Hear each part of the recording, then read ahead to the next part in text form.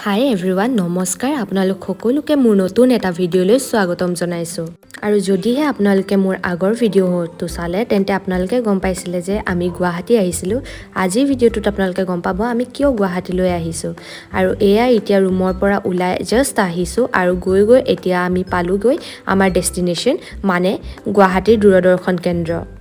আৰু এয়া জাষ্ট আমি গাড়ী পাৰ্ক কৰি পেলাই ভিতৰলৈ সোমাই গৈছোঁ তাৰ ভিতৰত বেছিকৈ ভিডিঅ' কৰা নহ'ল কাৰণ বেয়া লাগে ভিডিঅ' কৰিবলৈ আৰু ইয়াত সকলো এইটো হৈছে কমন ৰুম ইয়াত সকলো বহি আছে খুৰীহঁত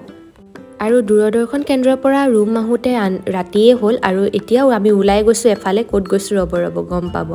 এয়া দেখিছেনে বাৰু কোন আৰু এখেত হৈছে সত্ৰীয়া নৃত্যৰ গুৰু পদ্মশ্ৰী নৃত্যাচাৰ্য যতীন গোস্বামী ছাৰ আৰু আমি এখেতৰ ঘৰলৈকে গৈছোঁ যিহেতু মোৰ খুৰীও সত্ৰীয়া নৃত্যৰ লগত জড়িত আৰু খুৰীও যতীন গোস্বামী ছাৰৰে ষ্টুডেণ্ট হয় খুৰীয়েও তেখেতৰ ওচৰতে সত্ৰীয়া নৃত্য শিকিছিলে আৰু আমি বহুত কথা পাতিলোঁ বহুত ধেমালি কৰিলোঁ বহুত বেছি ভাল লাগিলে আৰু সঁচাকৈয়ে এজন বহুত সৰল মনৰ ব্যক্তি তেখেত